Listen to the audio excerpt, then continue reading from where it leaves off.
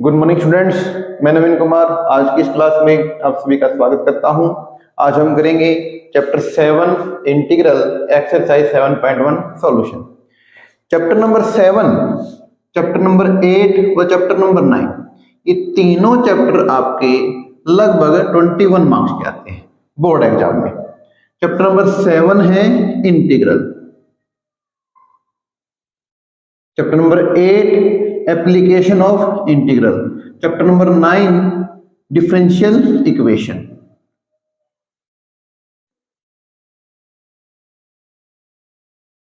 ये तीनों चैप्टर आपके टोटल 21 मार्क्स के आते हैं। अगर हम बात करें चैप्टर नंबर 7 की, चैप्टर नंबर 7 में टोटल 10 एक्सरसाइज है। अगर मैं उन 10 एक्सरसाइज की बात करूं तो 7.1 से लेकर 7.7 तक, ये 7.1 से लेकर 7.7 तक हमें इनडेफिनेट इंटीग्रल करना है। क्या करना है? Indefinite integral. चैप्टर नंबर 8 से चैप्टर नंबर 8 7.8 7.9 और 7.10 इनमें हमें डेफिनेट इंटीग्रल करना है।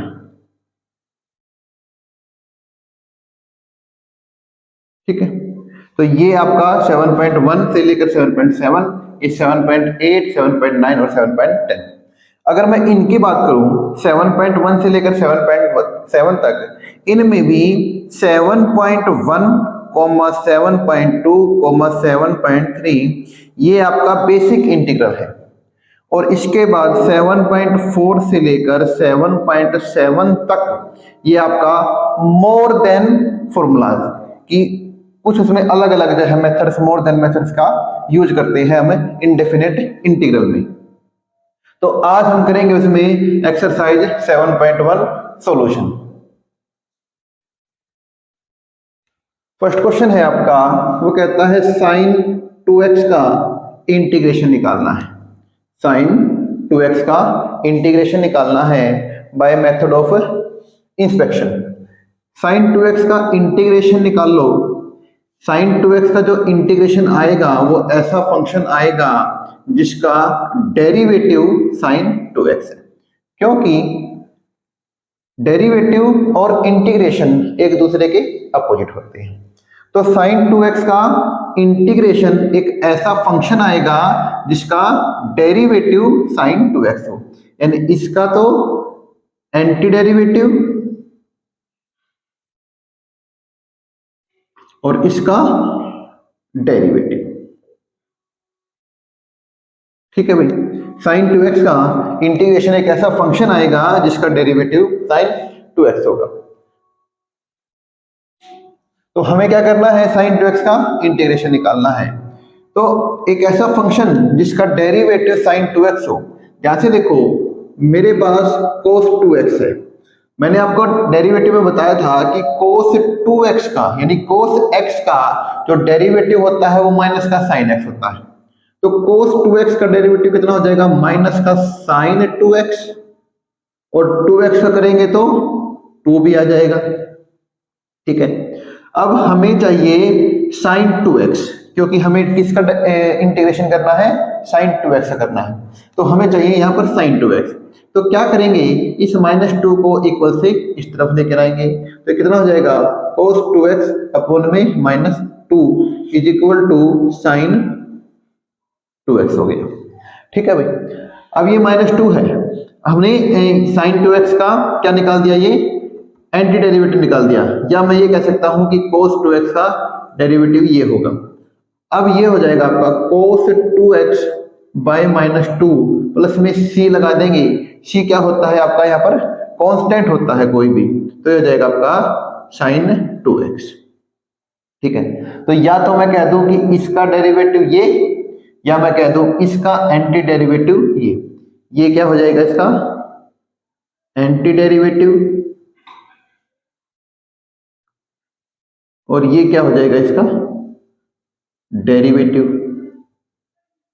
तो हम क्या लिखेंगे? Anti derivative anti derivative of sine 2x is cos 2x by 2 plus में c। ये इसका आंसर हो जाएगा भाई। ठीक है भाई, ये आपका first question. Question number first से लेकर क्वेश्चन नंबर 6 तक सेम काम करना है हमें। सेकंड क्वेश्चन है आपका cos 3x का इंटीग्रेशन निकालना है। तो cos 3x का इंटीग्रेशन निकाल लेंगे, काम वही करना है, एक ऐसा फंक्शन लेना है जिसका डेरिवेटिव क्या हो, cos 3x हो। तो एक ऐसा फंक्शन जिसका डेरिवेटिव क्या हो, cos 3x हो, तो वो कौन सा होता है? हमने देखा है कि sin 3x का डेरिवेटिव क्या होता है, cos 3x होता है। और cos 3x का डेरिवेटिव करेंगे तो 3 आ जाएगा, यानी कि sin 3x का डेरिवेटिव3 cos 3x हो जाएगा। अब वही काम करना है, हमें तो चाहिए क्या, cos 3x। तो cos 3x को चाहिए तो ये 3 को क्या लेंगे, इधर लेके आएंगे, यानी कि हो जाएगा sin 3x by 3 is equal to cos 3x।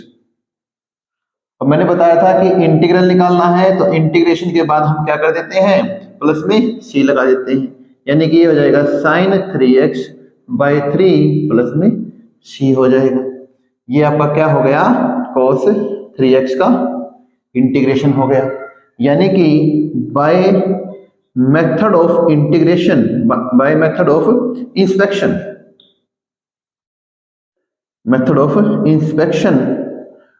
Anti derivative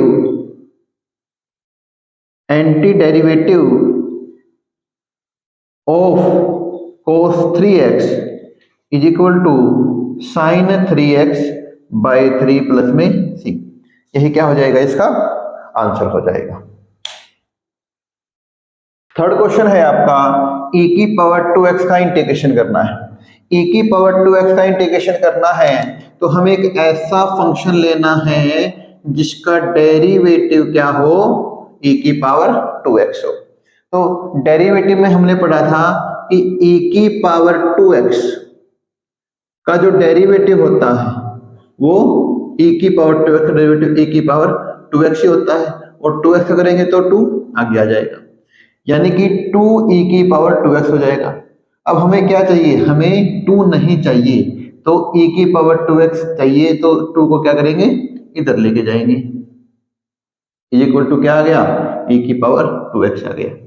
यानी e की पावर 2x का इंटीग्रेशन क्या हो जाएगा, e की पावर 2x बाई 2 प्लस में c हो जाएगा। ठीक है भाई, इसका इंटीग्रेशन ये हो जाएगा, यहाँ लिख देंगे by method of inspection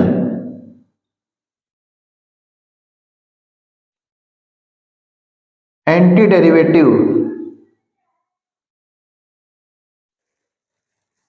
of e की power 2x is equal to e की पावर 2x बाई 2 प्लस में c।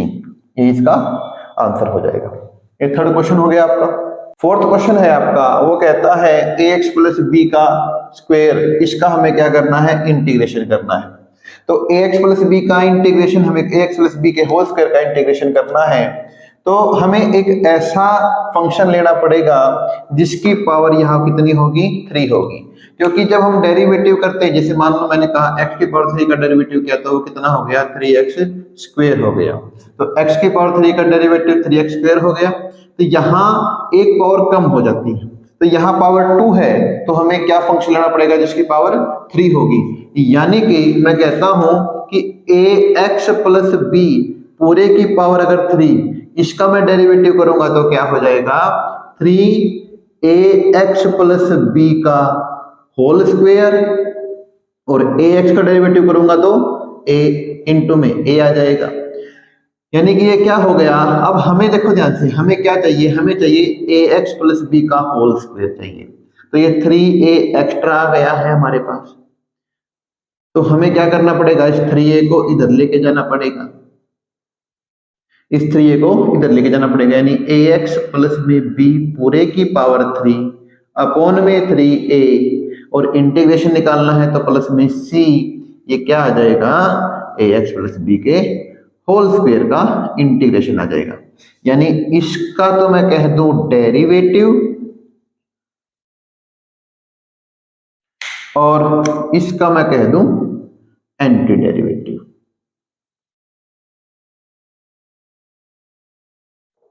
ठीक है भाई, ये आपका यहां लिख देंगे वही, by method of inspection, by method of inspection anti derivative of ax plus b के whole square is equal to this, ax plus b पूरे की पावर 3 अपॉन में 3a प्लस में c, ये क्या हो जाएगा, इसका आंसर हो जाएगा।